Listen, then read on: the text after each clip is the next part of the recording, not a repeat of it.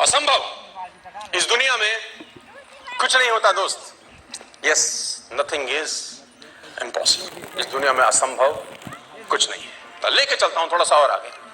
Franklin Roosevelt का example मैं आपको इसलिए दे रहा हूं, ये कौन कलाकार है? यूनाइटेड स्टेट्स ऑफ अमेरिका के प्रेसिडेंट रहे 12 साल, 1933 से लेकर 1945 तक के 12 साल यूनाइटेड स्टेट्स ऑफ अमेरिका के प्रेसिडेंट रहे। तो आपने बोलेगा इसमें कौन सी बात है, प्रेसिडेंट तो दुनिया रही, इसमें ऐसा कौन सा तीर चलाया? तीर ये चलाया कि ये हैंडीकैप थे, paralysed down the bottom and become the president of the world greatest biggest economy for 12 long years.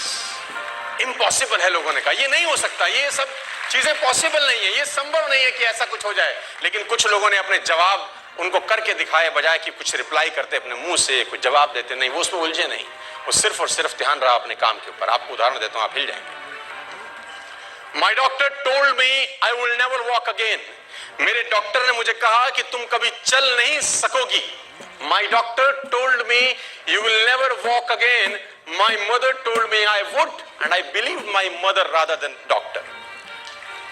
Wilma Rudolph एक ऐसी एथलीट हुई जिनको पोलियो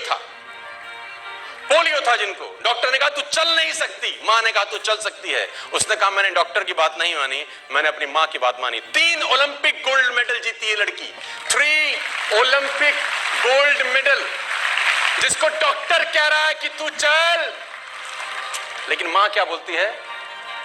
मैं आपको उदाहरण देना चाहूंगा सर। दोस्तों, इस दुनिया में किसी की बात मत सुनना, नेवर एवर बिलीव एनीबॉडी की जो तुमको बोले कि तू नहीं कर सकता। कान पे मारना, बोला साले तू नहीं कर सकता, हम करेंगे। When people say,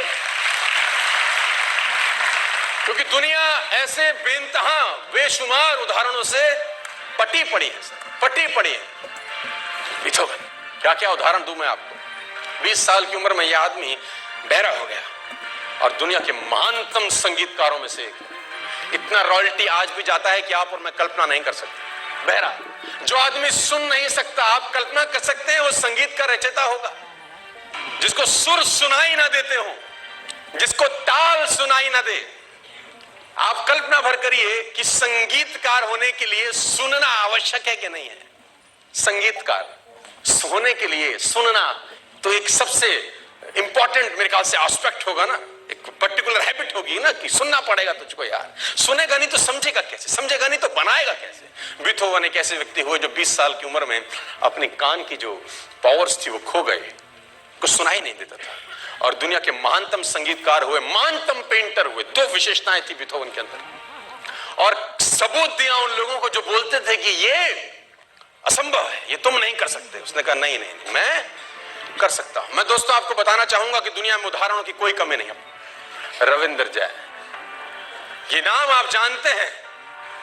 जिस व्यक्ति को जन्मजात दिखाई ना देता हो, उससे कोई बोले कि तुझको संगीत का रचना करनी है ना, जिसने देखा ही कभी कुछ ना हो और उसने कल्पना करी कि एक राधा एक मीरा दोनों ने शाम को चाहा, है ना उसने राधा देखी ना मीरा देखी ना शाम देखे कभी जीवन में, लेकिन कल्पना भर मात्र से उसने संगीत तैयार किया जो करोड़ों हिंदुस्तानियों के दिल में आज भी बसा हुआ है।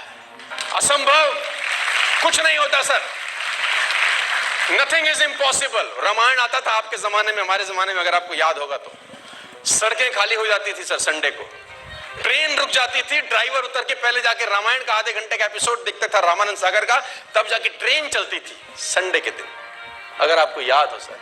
ये आदमी था उसके पीछे जिसका नाम है रविंद्र जय, जो संगीत दिया था जिसने। इसको कुछ नहीं दिखाई दिया, बिना कुछ देखे भी बहुत कुछ किया जा सकता है। लोग बोलते थे इट इज इम्पॉसिबल, कि जिसको दिख ही नहीं रहा वो कैसे कल्पना कर सकता है राम की, राधा की, कृष्ण की। लेकिन उसने कहा नहीं नहीं, इट इज, मतलब किसी की बात नहीं सुनी। जिन लोगों ने कीर्तिमान स्थापित किए हैं, मैं दावा देता हूं उन्होंने कभी किसी की बात को अपने कान में घुसने नहीं दिया। वो अपने में मस्त रहे और बोले time will tell the difference, समय आप में और मेरे में भेद बताएगा, लेट मी डू इट, मुझे कर लेने दिया। इस दुनिया में असंभव दोस्त कुछ नहीं होता। कमाल की बात है सर, एक उदाहरण नहीं है, ढेरों उदाहरण है सर। सूरदास बचपन से अंधे थे सर, जन्मजात अंधे थे। अगर आप कभी सूरदास को पढ़ें तो उन्होंने लाखों छंद और किताबें लिखी, आपको जान के हैरानी हो जाएगी। कि जन्मजात अंधे थे, दिखता नहीं था बचपन। तो घर वालों ने निकाल दिया था, घर वालों ने निकाल दिया, एक पीपल के पेड़ के नीचे रहने लगे। और भगवान कृष्ण में भक्ति थी तो गाना वाना गाते थे, उनके भजन वजन गाते थे। तो मथुरा आगरा हाईवे के ऊपर मंदिर है बहुत सारे, अगर आप कभी गए हो तो, है ना। Have you ever been to those temples? Mathura Agra highway है ना, वहाँ कृष्ण जी के बहुत सारे मंदिर हैं। वहाँ पर गुलाब के फूलों की माला मिलती है, जहाँ आपने देखे होंगे, है ना।